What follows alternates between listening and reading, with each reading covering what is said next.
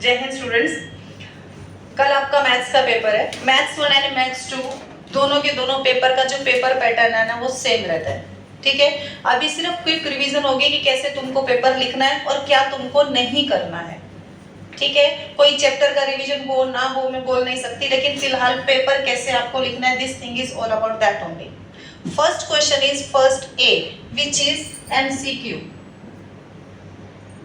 Right. MCQ में आपको क्या नहीं करना है। एमसीक्यू में आपको ऑप्शन दिया रहता है, 4 options are given, right. 4 options में सामने आंसर्स भी रहते हैं। Suppose like this, answers are also there. Now answer, suppose this is the answer for the first question, answer is B and 4। तो आप कैसे उसको लिखोगे? Question number 1 A and this is the second question. Suppose this is second question, okay. अगर आप यहाँ पे सिर्फ लिखते हो बी तो भी आपको मार्क्स मिलेगा, लेकिन अगर आप लिखते हो सिर्फ 4 तो आपको मार्क्स नहीं मिलेगा। अगर आप बी और फिर यहाँ पे ऐसे 4 लिख देते हो फिर भी आपको मार्क्स नहीं मिलेगा। तो b इज इक्वल्स टू 4 ऐसा कहीं पे ऑप्शन नहीं है, इक्वल टू साइन बीच में है ही नहीं। तो आप खुद से ऐसा कुछ भी अभी एक्सपेरिमेंट नहीं करोगे मैथ्स के पेपर में। क्लियर? तो सिंपली आप b इज इक्वल्स टू 4 लिखो या सिर्फ b लिखो तो भी वेल एंड गुड।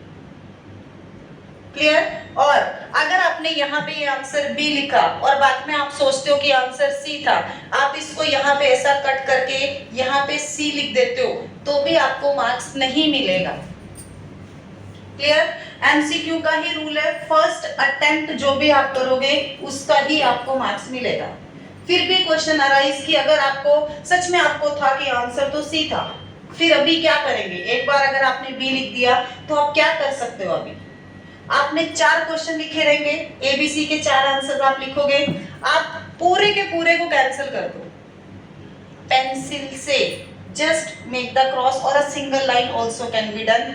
फिर चारों के 4 क्वेश्चन के आंसर्स आप वापस लिखो, कहीं भी लिखो, लास्ट पेज पे लिखो, मिडिल पेज पे, जहां पे भी आपको स्पेस मिले वहां पे लिखो, लेकिन ऐसे बी था उसको कट करके फिर सी ऐसा मत लिखो।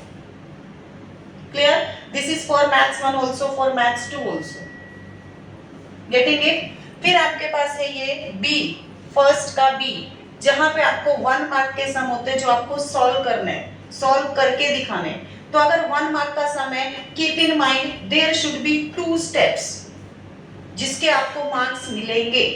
और एक और बात, जब आप एमसीक्यू सॉल्व कर रहे हो ना तो कभी कभी क्या होता है ना, एमसीक्यू में हम ओरली कैलकुलेशन करने लगते हैं। क्यों? क्योंकि शायद हमको टाइम कम रहता है और हम सोचते हैं कि फटाफट एमसीक्यू कंप्लीट कर दें। तो आप ओरली कैलकुलेशन करने लगते हो और फिर आप सोचते हो कि हाँ ये 1 2 इधर जाके 4 हो गया 5 हो गया, ऐसा करके आप फटाक से आंसर लिखना चाहते हो। मत करो ऐसा। पेंसिल है आपके पास, रफ पेज है आपके पास, अच्छे से सॉल्व करो। जब आपको कंफर्म हो जाए कि यही आंसर है तो ही वो आंसर आप लिखो। This is specially in the MCQ, क्योंकि वो सेकेंड अटेम्प्ट में आपको सेकेंड अटेम्प्ट में मार्क्स नहीं मिलेगा, इसके लिए। क्लियर? फिर ये जो फर्स्ट का बी है ये 1 मार्क के लिए है क्वेश्चंस। टोटल यहाँ पे 6 क्वेश्चंस आते हैं जहां पे आपको 4 अटेम्प्ट करने होते हैं। I will suggest you to attempt all the 6। Clear? कोई भी एक क्वेश्चन अगर आपसे रॉन्ग हो गया तो दूसरे क्वेश्चन के आपको मार्क्स मिल जाएंगे। यहाँ पे फर्स्ट अटेम्प्ट और सेकंड अटेम्प्ट ऐसा कुछ नहीं होता है। That is only and only applicable for first A, for MCQ only. Clear? Getting it? Then second A question is activity based. Second A question is what? Activity based. In this what? Boxes are given and you have to fill that boxes. Correct? Box को fill करते time 2 चीजें कभी भी ध्यान में रखना। First thing, box should be there on your answer sheet. Means suppose somewhere box was given, it is in the question like x is equals to and then box, and your answer is 5. So if you are writing like that you will not get the mark. until unless you are not doing it box. Clear? Pen से करो, pencil से करो, but box is mandatory. Getting? Second thing you have to keep in mind, no operation should be in the box. No operation in the box. For example, now if somewhere it is given 10 upon 100 and after that if it is given, then after that it is like this, box is there. ठीक है? So अगर यहाँ पे भी ये box था, समझ लो, और यहाँ पे आंसर है, तो आपको पता है यहाँ पे 10 upon 100 आएगा, तो आप 10 upon 100 लिख रहे हो और बाद में आप यहाँ पे 0.1 लिख देते हो. क्लियर? तो आपको इसका भी मार्क्स मिलेगा और इसका भी मार्क्स मिलेगा. लेकिन अगर आपने यहाँ पे इसको ऐसे कैंसिल करके दिखा दिया तो फिर इसका मार्क्स आपका जाएगा. क्लियर? आप खुद से उसमें कोई भी ऑपरेशन या प्लस करके, और डबल ऑपरेशंस आपको लिखना ही नहीं है. 5 + 3 ऐसा करके वैल्यू कभी बॉक्स में नहीं आएगी. बॉक्स में हमेशा डायरेक्ट वैल्यू आएगी which is 8. Clear? Activity based question में मार्क्स स्कोर करना बहुत इजी है, बिकॉज आप कभी कभी ना जो आंसर दिया उससे रिलेट करके भी आप ऊपर के जो बॉक्सेस हैं उसमें आंसर लिख सकते हो. आधा आंसर आपके सामने होता है. ठीक है? तो ये छोटी छोटी चीजों की वजह से तुम्हारे मार्क्स नहीं जाने चाहिए. Getting it? फिर आपके पास है second B question. Second B question में क्या रहता है? 2 mark question and total questions are means I think you have to attempt 4 questions for 8 mark. You have to attempt 4. यहाँ पे भी 5 या 6 क्वेश्चन दिए रहते हैं. अब ये क्वेश्चन अगर 2 मार्क्स का है, ये अगर 2 मार्क्स का क्वेश्चन है, मतलब इसमें 4 स्टेप्स होने चाहिए. ठीक है? फिर चाहे वो may be the value of determination b² - 4ac. अगर आपको वैल्यू ऑफ डिटर्मिनेशन है, एक इक्वेशन दी है and he is asking you find the value of delta, so what you have to do? Firstly the value of abc containing half mark. Getting? Then formula containing half mark, then putting the values in the formula, half mark, and then final answer, half mark. Clear? अगर आप यहाँ पे compare नहीं करते, direct b² - 4ac abc की value quadratic equation में से लिखे गए, तो भी आपको इसका मार्क्स आपको नहीं मिलेगा. हाफ मार्क आपका जाएगा ही जाएगा. क्लियर है? Then after this third question.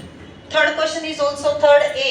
This question is also activity based, but this question is for 3 mark. 2 questions are there total. You have to attempt any one. अब यहाँ पे अगर 3 मार्क का question है, मतलब 6 फिलअप्स शुड बी देयर. 6 की जगह कभी कभी 8 फिलअप्स भी होते हैं.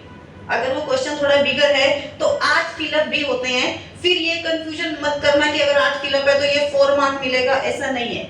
वहां पे कभी कभी 2 बॉक्सेस में एक वैल्यू पुट करनी हो सकती है. सपोज 2 बॉक्स, एक में 5 तो उससे रिलेटेड है, फिर दूसरे में भी वैल्यू अगर 5 ही आएगी तो वो 5 और 5 आपने एक ही बार कैलकुलेट किया ना, इसके लिए उसका मार्क्स भी आपको एक ही बार मिलेगा. समझे?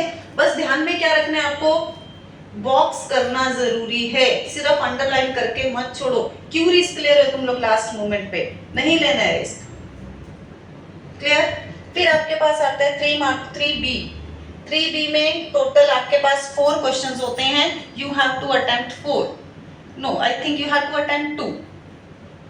2 you have to attempt. Each 3 mark each.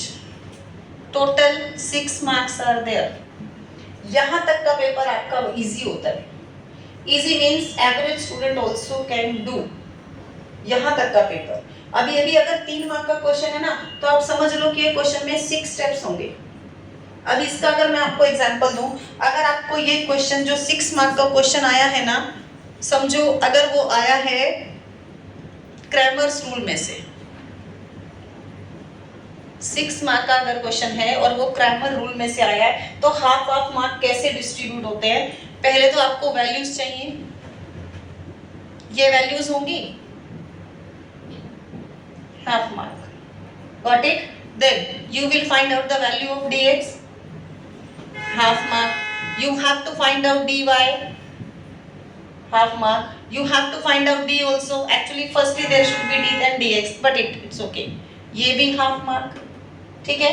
फिर आपके पास x भी आप फाइंड आउट करोगे. यहाँ पे आप पहले फॉर्मूला लिखोगे और फिर आप वैल्यू निकालोगे उसकी. गेटिंग? फिर यहाँ पे भी आपका हाफ मार्क. तो यहाँ पे हो गया था कितना? 2 marks. Half mark for the value of x and half mark for the value of y. So in this question अगर आपने कहीं भी साइन का मिस्टेक किया यहाँ पे, समझे, तो एक ही वैल्यू सही आएगी, बाकी कोई भी 2 वैल्यूज में आपका प्रॉब्लम हो ही जाएगा. अगर साइन का मिस्टेक हुआ तो अगर dx की वैल्यू रॉन्ग है तो x की वैल्यू भी रॉन्ग ही आएगी. समझ में आया? और इसमें कंफ्यूजन कहां पे क्रिएट होता है? Confusion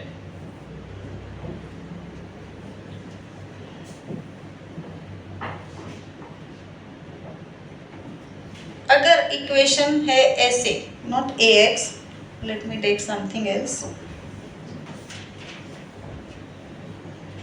2x plus 3y equals to 9 and 3x plus 9y minus 10 equal to 0. अब यहाँ पे कंफ्यूजन तुम लोग को हो सकता है क्योंकि यहाँ पे C A1 B1 C1 A2 B2 C2. अगर आपने C2 की वैल्यू -10 लिखी तो आपका सम रॉन्ग हो जाएगा. सिर्फ एक ही मार्क मिलेगा आपको, वो भी सिर्फ डी की वैल्यू में शायद आधा ही मिलेगा, एक भी नहीं मिलेगा, हाफ मार्क ही मिलने वाला. अगर आपने इसको चेंज नहीं किया तो you have to write down this in the standard form of linear equation. Because यहाँ पे अगर आप लिखते C2 was -10 but actually C2 इज +10. गेटिंग? तो ये जरा ध्यान से देख के जाओ. And the same thing is for the quadratic equation also. Quadratic equation की स्टैंडर्ड फॉर्म के हिसाब से क्या होता है? राइट साइड में 0, ऑलवेज राइट साइड इज 0. तो अगर वैसा कोई क्वेश्चन उसने आपको दिया है, means like you have to solve this by completing square method.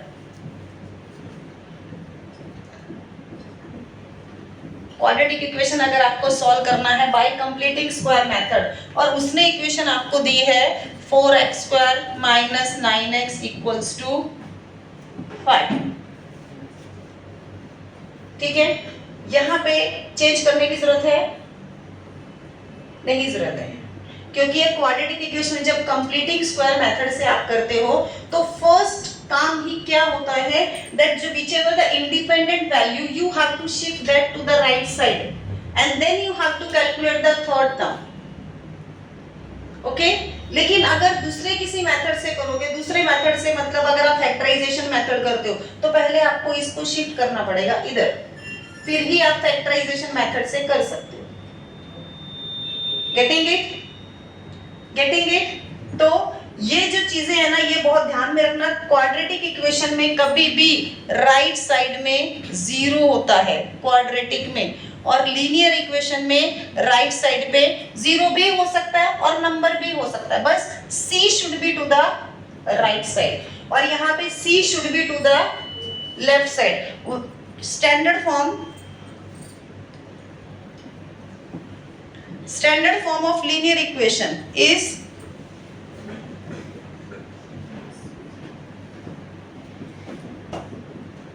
ax plus by equals to c, and for quadratic equation it is ax square plus bx plus c equal to 0. This difference keep in mind, क्योंकि जब आप solve कर रहे हो तो 2 घंटे आपके पास रहते हैं, पूरा पेपर आपको अटेम्प्ट करना है, तो जल्दी में आप ऐसी मिस्टेक कर देते हो जो आपने कभी सॉल्व करते टाइम पे वो मिस्टेक की नहीं थी. समझे? लेकिन अभी अवॉइड करो ये सब मिस्टेक्स को. सिर्फ ध्यान में रखो ये लीनियर इक्वेशन, ये क्वाड्रेटिक लीनियर इक्वेशन है और ये क्वाड्रेटिक इक्वेशन. ठीक है? फिर 3 मार्क के लिए आपके पास एपी में से भी सम्स आ सकते हैं. एपी में 3-4 सम है जो मैंने आपको बताए थे कि ये सम इम्पोर्टेंट है, जैसे एक्सेप्शनल केसेस थे जिसमें 50 per item is given and 27 term you have to find out if you remember that. Then Kargil वाला सम मैंने आपको बोला था, राइट? फिर उसमें ये भी सम्स हैं शायद दैट सैलरी अपनी वो principal and then interest is also given, 10 installments पे पे करना है, first installments being less than 40 by from that such kind of sums, that sum also you have to practice. Then this comes to the that financial planning. Financial planning में अगर आप बहुत ज्यादा नहीं जाना चाहते हो ना, तो कम से कम फाइनेंशियल प्लानिंग में कितना, किसके ऊपर कितना परसेंटेज है GST, this thing should be there in your mind. And while writing GST sums, अगर उसने आपको रेट ऑफ जीएसटी दिया है, suppose he has given you 12% and taxable value is also given, taxable value is ₹100 suppose, right? And he is asking you rate of CGST. तो इसमें taxable value का कुछ लेना देना नहीं है, समझे? 1 मार्क के क्वेश्चन में या एमसीक्यू में ना, आपकी स्टेटमेंट में आप देखोगे ना, एक आधा स्टेटमेंट उसमें एनी फालतू में दिया है, कुछ जरूरत नहीं है उसके, लेकिन फिर भी वो दिया है. क्यों दिया है? Just maybe to confuse you or maybe to check your IQ level.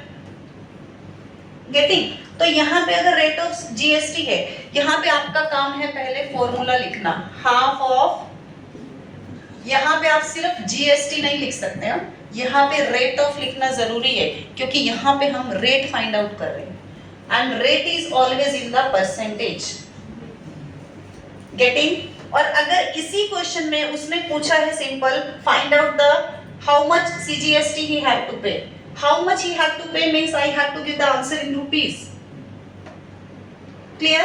So rate of CGST will be 6%. अभी यहाँ पे I had written rate of GST. Here I will write down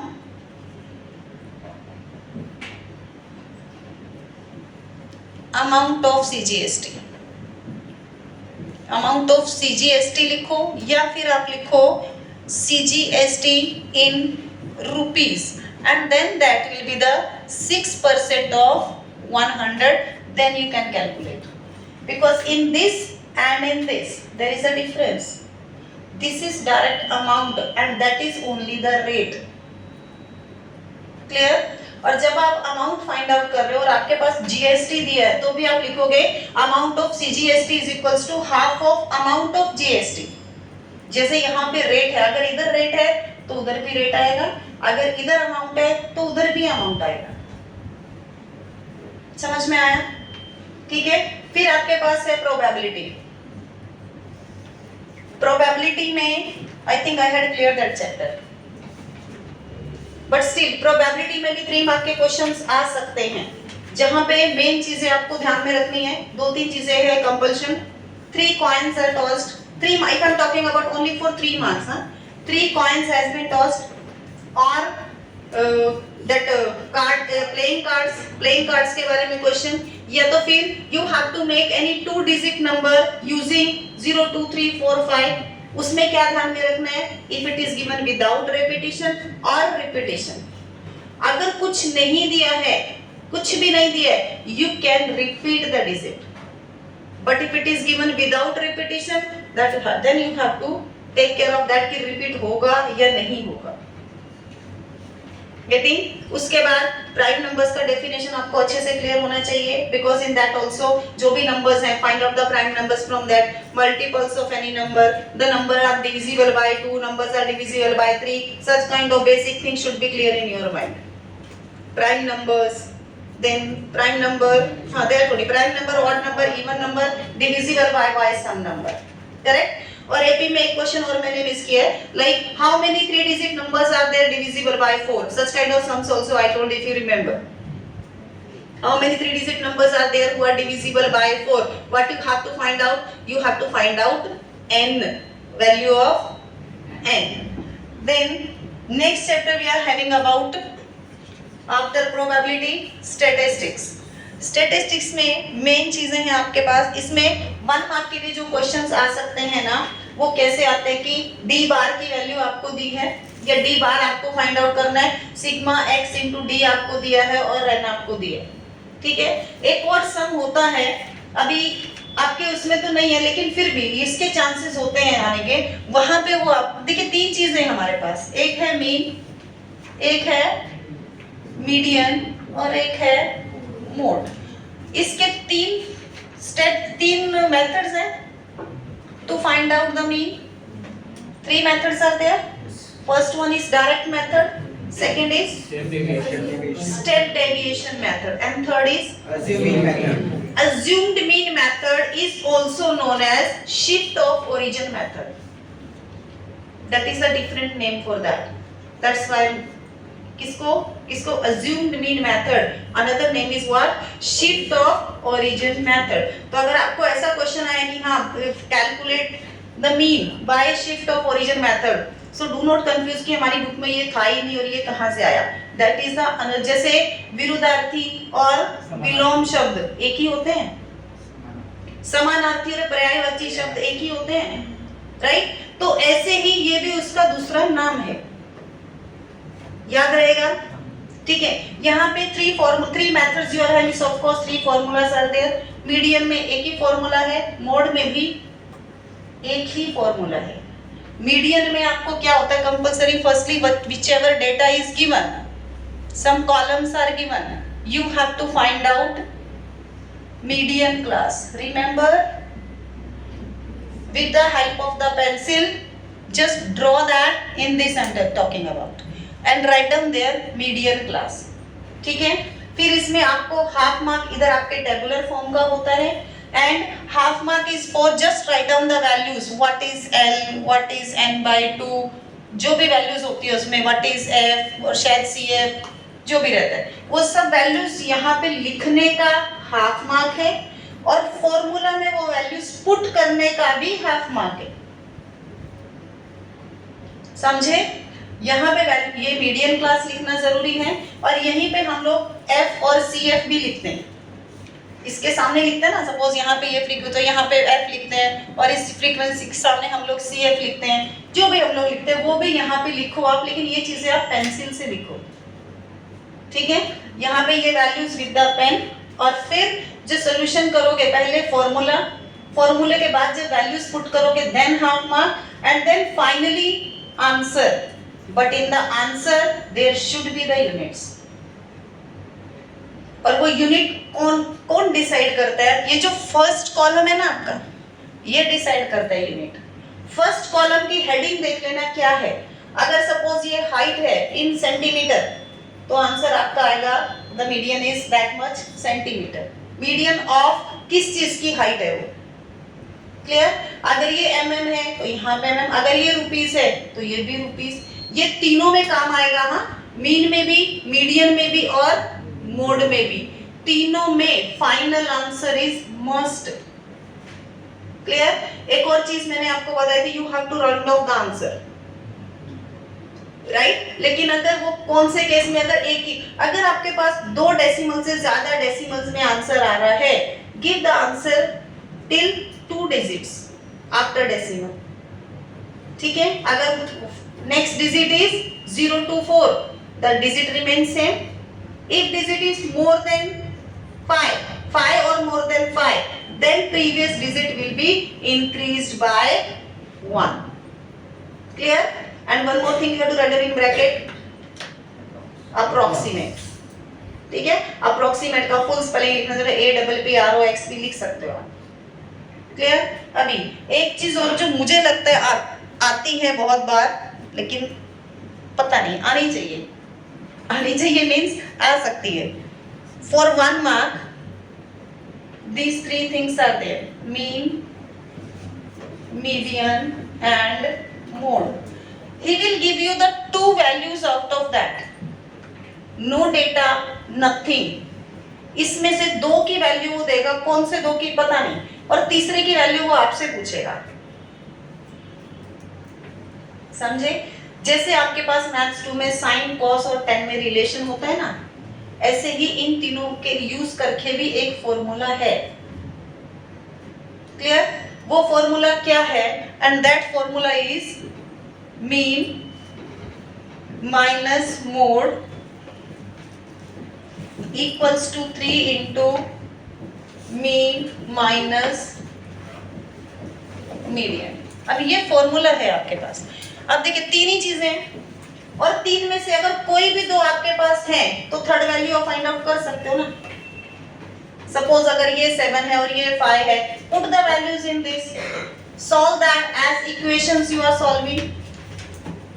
getting it? Just note down this because this is not given in your book.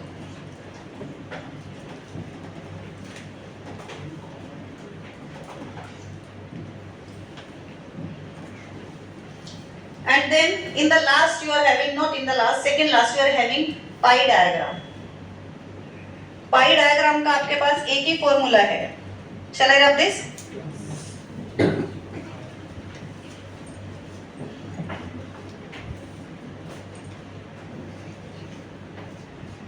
जाना। Now pie chart भी बोल सकते हो, पाई diagram भी बोल सकते हो सकता है data is given, you have to draw the pie diagram, और pie diagram is given and some questions has been asked that kind of sums we had done in already in the textbook, right? सिर्फ एक चीज ध्यान में रखो, formula is must. अगर आपको पाई diagram draw करना है, you have to calculate the central angle, ठीक है? तो जब भी आप टेबल बना रहे हो, हर बार लिखने से अच्छा है, यहाँ पे समझो आपके पास कुछ भी डेटा है, ये है यहाँ पे बुक से, here it is pen and some values are given, right? तो यहाँ पे everywhere do not write down the formula, just write here central angle equals to value of particular or the value of component also can be done, divided by total value of all particulars भी लिख सकते हो, components भी लिख सकते हो, and into 360. Clear? After calculating the angles here, make sure that the sum of these should be 360. अगर वो 360 नहीं आ रहे हैं तो आपने कहीं पे कुछ मिस्टेक किया रहेगा, check it once again. Getting? And now we are having frequency table, not what to say, histogram, sorry, histogram, right? Histogram and frequency polygon, two things are there. अभी histogram में ड्रॉ करने में आपको कोई दिक्कत नहीं आती क्योंकि आप 6 स्टैंडर्ड से बार्स को ड्रॉ करते आ रहे हो। हाँ, ये x एक्सिस होती है, फिक्स्ड है, ये y एक्सिस है, फिक्स्ड है, करेक्ट? मेन प्रॉब्लम किधर है? एक तो आपको स्केल लेने में प्रॉब्लम है, हो सकती है, depend on the data, correct? और दूसरा, यहां से जब आप ये मेजरमेंट्स, ये जो आप लेते हो ना इंटरवल्स, इसमें प्रॉब्लम हो सकती है। अब यहाँ पे अगर 0 है और जो डेटा है ना वो 200 to 300 है, फिर 300 to 400 है। अगर डेटा ऐसे है, डेटा में कितना गैप है? 100 का। कितना गैप है? 100। आप अगर यहाँ से ऐसे आपने गैप लिया और यहाँ से आप डायरेक्ट 200 और फिर यहाँ पे 300 और यहाँ पे 400 अगर लिखते हो ना, क्योंकि आपकी स्टार्टिंग में मिस्टेक हो चुकी है। आपके हिसाब से ये डिस्टेंस कितना है? 200, और आपके ही हिसाब से ये डिस्टेंस कितना है? 100। How is it? Same intervals are there ना, तो ये 200 और ये 300 नहीं हो सकते, समझे? तो आप ऐसी चीज को एक बार अवॉइड करने की कोशिश करो। या तो आप अगर 100 का तो 100 से स्टार्ट कर दो ना सीधा, 100, 200, 300। पहले वाले में मत ड्रॉ करो, जरूरत नहीं है ना, तो मत ड्रॉ करो। आप यहाँ पे अगर 100 लिखते हो, यहाँ पे 200, यहाँ पे 3 और यहाँ पे 4, तो आप जो डेटा अपना जो डायग्राम ड्रॉ कर रहे हो यहाँ पे ड्रॉ करो, इसको लीव इट, करेक्ट? या तो फिर आपको क्या करना है, आपको यहाँ पे लगाना पड़ेगा क्या? मैं फ्रेश पे करके बताती हूँ। आपको यहाँ पे लगाना पड़ेगा रिंग मार्क। रिंग मार्क होगा कैसे, ऐसे, ठीक है। ये है यहाँ पे 0, फिर यहाँ पे आप समझो 500, उसके बाद आप 600, फिर उसके बाद 700। अब ये 100 का गैप है, क्लियर। हो सकता है वो 1000 भी रहे, 1000 के बाद 1100, 1200 ऐसा, तो 1000 करते करते तो पूरा आपका पेज ही खत्म हो जाएगा। इसके लिए we are using the ring mark. It is not necessary कि रिंग मार्क आप एक्स एक्सिस पे ही ड्रॉ कर सकते हो। Ring mark can be drawn on the Y axis also, clear. दोनों एक्सिस पे ड्रॉ हो सकता है। और हिस्टोग्राम ड्रॉ करने के लिए कंपल्शन क्या है, क्लासेस शुड बी कंटिन्यूअस।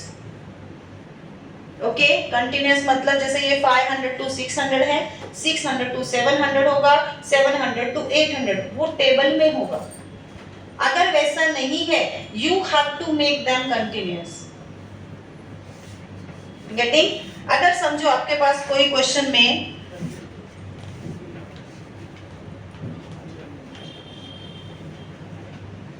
आपने जो क्लासेस दिया था उसके बाद आपने उसको कंटिन्यूअस बनाया, जैसे यहाँ पे अगर होगा 1 to 100, फिर ये 101 to 200, फिर ये 200 to 201 to 300, ऐसे हैं। Now these are not in continuous. अगर आप इसका हिस्टोग्राम बनाओगे तो उसमें गैप आएगा 1 mm का, तो हिस्टोग्राम आप नहीं बना सकते। इसके लिए आपको यहाँ पे उसकी कंटिन्यूअस क्लासेस लिखनी पड़ेंगी, ठीक है। अभी कंटिन्यूअस क्लासेस कैसा लिखते हैं, just see the gap between the upper limit and of the next to the lower limit. Gap is of 1। 100 और 101 में कितने का गैप है, 1 का गैप है। सो दिस 1 को हम हाफ ऑफ डिवाइड करेंगे। हाफ बोलेंगे तुम रखो, हाफ तुम रखो, तो मतलब ये जो 100 है दिस बिकम 100.5। अपर लिमिट में आपको 0.5 ऐड करना है और लोअर लिमिट में से आपको 0.5 माइनस करना है, तो ऐसा होगा दिस बिकम 200.5 to 300.5। अब ये 1 था, 1 क्या हो जाएगा 0.5। अभी अगर आप एक्स एक्सिस ड्रॉ करते हो,